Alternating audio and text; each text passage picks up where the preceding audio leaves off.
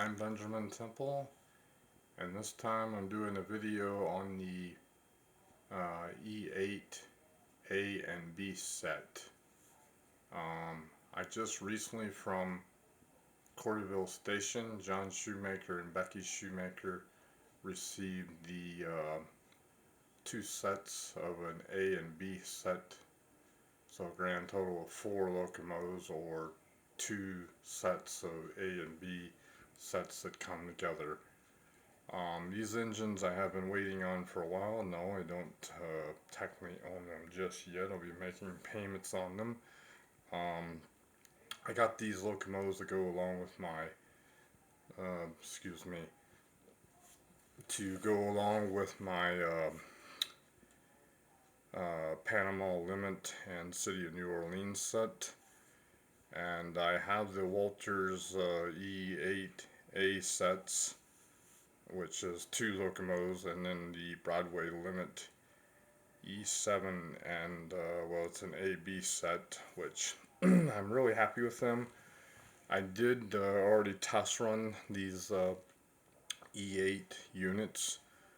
Now I know I did a video on the Southern Pacific PB2, well, it's a PA2 and PB2 set, and I stated that they weren't prototype. What I meant was, I guess that they weren't to my liking, and I know some people are probably going to beat me over the head here and this. I'm not going to say they're not prototypically correct. They're just, once again, not to my specifications. I would have rather liked working diaphragms on them, is where I'm disappointed in on these engines. So that's one of the big things. The other thing, that when you fire up the engine, of course the engine sound is nice, but the horn is really low. I feel like in real life, when I've been sitting out on the track and listening to an engine, the horn is a lot louder than the motor sound itself. So you can usually hear that horn well over the motor. I mean, well before it comes into town, the bell too as well. So I don't understand why they didn't make that at least 2 times the sound of the engine. The other thing that I'm disappointed in, something that Rapido does of the building of these locomotives, is they don't have the backup light come on. Now, I know prototypically in real life, maybe they didn't, but it seems, if I remember correctly, Walters has their setup where once you throw it in reverse, that light comes on, which I wish it did that. It's the A unit. If you turn that on and you go in reverse, it comes on, and then when you go in the other way, it'll go out automatically and it'll turn on. I think it's A, or maybe it's the B unit. But one of them, when you do this, it'll stay on instead of going off, and maybe that's the A unit, which I really don't care. So I also, for Christmas, not only did I get the E8 A-B set, I got a 48 foot, well, it holds 48-foot containers in it, but it's considered a 48-foot well car, so obviously it had to be longer than that to fit a 48-foot container in it. Then I have what's known as the Pacer stack train, articulated. It's the Maxi 5, or excuse me, the Gunnarsson Maxi 5 double stack car. So I don't know everything about trains. I mean, yes, I've studied trains, I have lots of books, but let's really be honest. Intermodal, that type of operation is really not something that I do a lot of. I just started getting into that since about 2010, so I guess about 10 years. Yes, it's true that I might have had some cars before that, but only one or two. Now I think maybe I have a dozen or 20 some cars grand total, so it's not something that I've studied. I mean, my experience with this sort of thing is that um, I have a book on the Santa Fe, and according to that book, Santa Fe was the first to strike up a deal with J.B. Hunt. It appears that the Southern Pacific was the first to develop one of the well cars, according to what I looked up on the internet, and that would be Wikipedia. I know sometimes they're not always accurate on information, but unfortunately I'm here in the state of Illinois at my parents' house, and for the most part, all my books except for just a handful are now um, in Iowa, so I can't go into my book and look up off the shelf. I know somebody said, well, with the internet, yeah, but I don't trust the internet. I mean, it's a good source, but I still like a backup place just to look and make sure I got my information correct. So here we take a look at the car I said I was running. So like I say on the box here, it says Ain't Show 48-foot well car TTX on track for a cure. Yes, it is a cancer car because um, I'm aware that women get breast cancer, well, even men. So I think it's kind of a cool car, and I wanted to model something of that to kind of support that.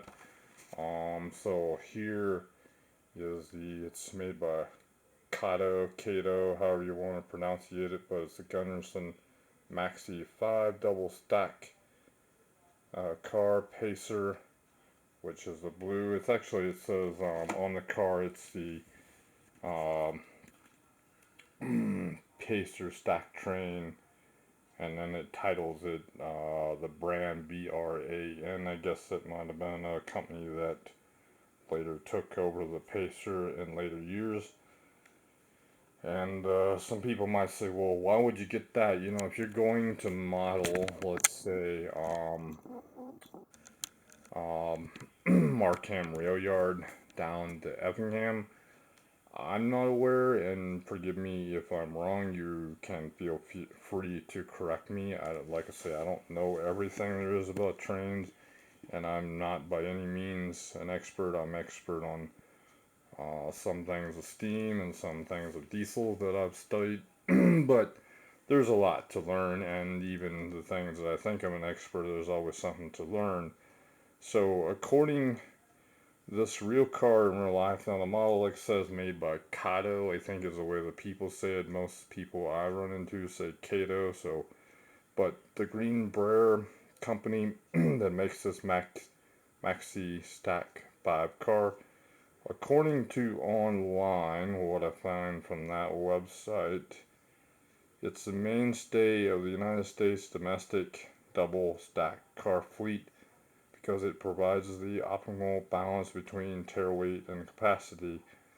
This overall length from over the coupler to over the coupler is 203 feet. Looks like 9.75 inches. Inside width is 9 feet and 10.5 inches. Width extreme, it says 9 foot 10.5625 inches. Clearance is the AAR plate, and the weight is 129,500 pounds. It says lightweight, so with load it looks like it's 485,000 pounds. I like this car because we used to go out to California a lot, and this is something I seen when I'd run from Los Angeles up to Stockton or Sacramento, California. And I know this doesn't make prototypical sense to own such a thing when it didn't go up and down the Illinois Central / Canadian National tracks, but like I say, I don't always follow the prototype, and I am a Union Pacific guy, and I do believe this train probably does run from Cheyenne over to Markham. I've seen these cars on the track through routes there, so I couldn't, if nothing else, run it that way to follow the hobby. Just thought I'd give you a little background on these cars. No, I do not know what year. I have looked up this car, and these blue cars that you're seeing here in view. Let's see if we can zoom in with this camera. So those cars are right there, which are kind of somewhat still out of focus. Or so it's an articulated. So it's three cars, I guess, turned into one as a unit, as you would say. I believe it's like 2002, 2003. Correct me if I'm wrong. It might have been more than 90s. Now that pink well car,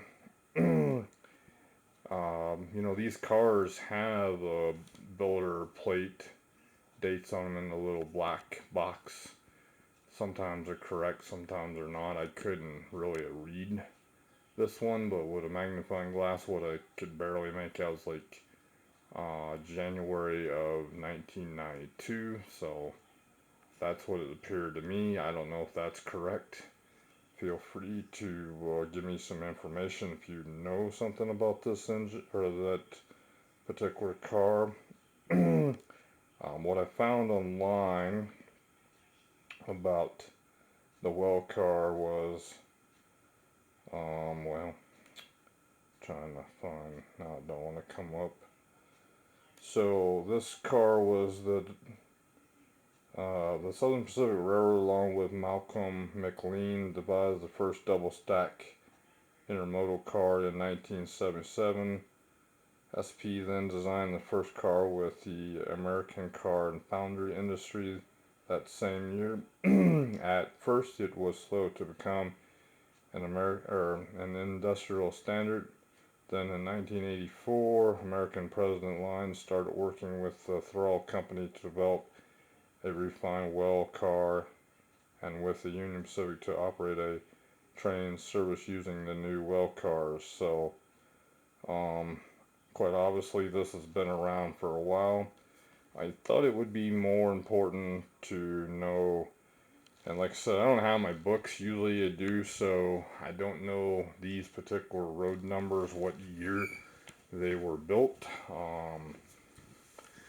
What we have on the track is, to be honest, I didn't remember the road number off the top of my head, so I don't know. There it comes into focus, looks like. So that's 4030 is the A unit.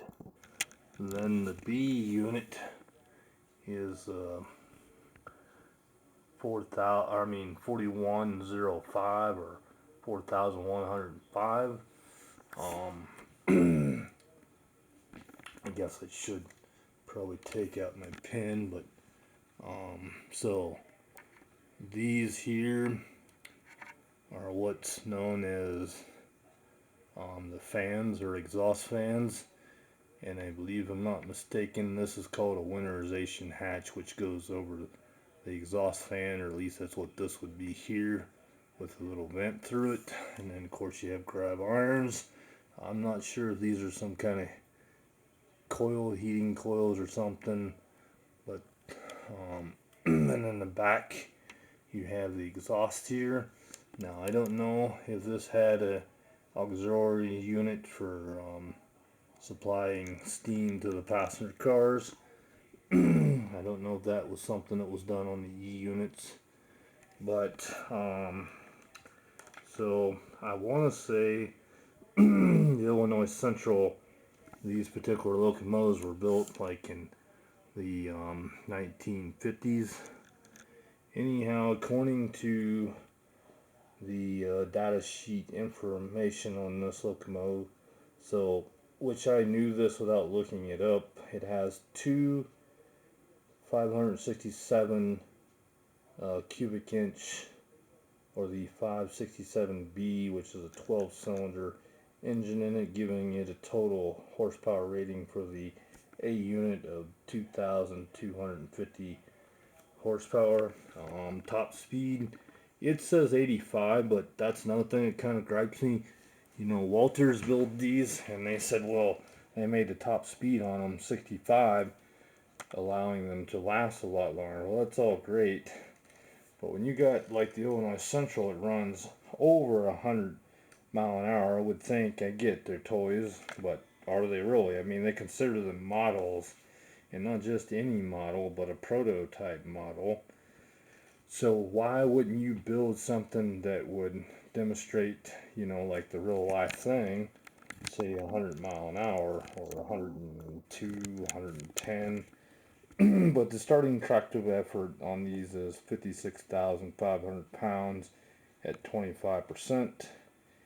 At 11 miles per hour is 31,000. Um, it says dates of 8/1949 through February of 1953, which is probably true for, like I said, I was thinking 1950, somewhere along in there. The length on these units is 70 feet and 3 inches. The wheel diameter is 36 inches. The height from, I'm guessing from the top of the rail to the top of the locomotive is 13 feet and 11 inches. Well, it says here top cab is 14 feet and 7 inches. So just thought I'd give you some background, but according to this thing, the bore and stroke is an 8.5 inch by 10 inch. RPM is 800/275. Gear ratio is 57/20, which gives you 85 mile an hour. So I'm guessing the Illinois Central must have had something different on their engine. Like I say, I don't have my book with me, so I don't know what their engines, and I could give you a more definite with the books I have, but unfortunately I don't have them with me. So Rapido, if you're listening here, and I kind of doubt that you will watch my videos, but the thing that I would ask, and I'm not demanding or telling, but I would like to see that you put operational diaphragms on your engines. Number one, the sound system, in my personal opinion, could be better, and the fact that the horn would blow a lot louder and the bell would be a lot louder, at least over the top of the engine sound, so that you could hear it. Let's see, what else? The light, instead of making it a separate function, should just turn off and on in the direction that the engine goes. Also, I guess that's really it of that part of the deal. So here's that breast cancer or on track for a cure, which you probably can't read that, but I can. And then here's the Pacer stack train. The road number is 6301, and yes, that is considered technically for all three of these. Now this is a more modern double stack rail car, so it can do 53-foot containers. Now I have a cancer on track for on track for a cure, the cancer car that does a 53-footer, but unfortunately this one does not. Oh, the other thing that I would change if I were you, Rapido, would be the fact of